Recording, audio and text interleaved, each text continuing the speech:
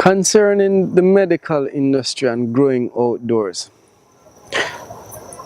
the biggest problem that you're going to have growing outdoors is concerns with pathogens and concerns with insects that would go and attach themselves on plants. And being that the ganja flower is resinous, it naturally produces a resin from glands that are present all over the bud. Insects can easily fly on and attach themselves to the buds. So our question is, how best do we achieve a medical standard? So there is no easy way and there is no simple answer. The best way to achieve a medical standard to ensure that you have no contaminants and no pathogens and all of these things will be obviously indoors. However, I feel that it can be achieved in a greenhouse, in which a greenhouse would be much easier to control climate, temperature wise, humidity wise, all of that. So you won't need expensive extractor fans, ACs, that sort of thing. With a greenhouse, it would be vital to have antiviral netting instead of the normal greenhouse mesh.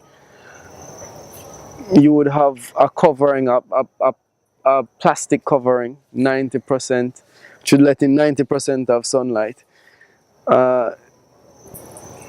It is an elaborate operation to say that you're going to do medical standards. So in my view, the normal farmer isn't necessarily going to it is not going to be a part of this. It's harsh, but it's true, because you can't have medical out in the open like that.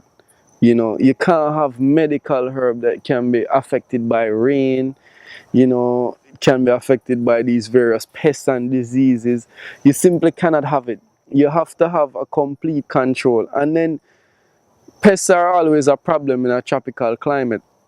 So pesticides, whether it be natural, whether it be chemical, will become necessary outdoors. It is easier to control pests in an indoor environment. So concerning the medical standard, I'd say that in most cases, medical herb has to be enclosed in growing, because there's simply too many factors outdoors that will affect medical quality.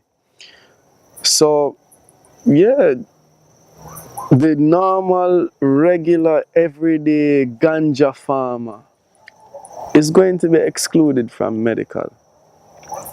And it is vital now that we look towards building a therapeutic industry that can involve tourism. People can be amongst the plants and smell and touch, and even this can be treatment for them. They can go on a farm, they can walk around, farmer can explain to them what he's doing, just as how I am.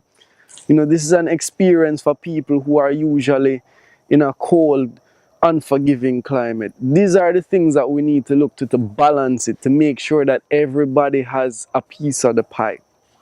So in my view, unless a talented farmer out there is spotted by an investor, and that investor can say, all right, we're going to set up a medical producing facility, I'd say that the normal everyday Jamaican ganja farmer will be excluded from the medical field, but that does not mean that he will be excluded from other much bigger opportunities. Therapeutic and recreational represent much more money if people are looking at money, and people usually do.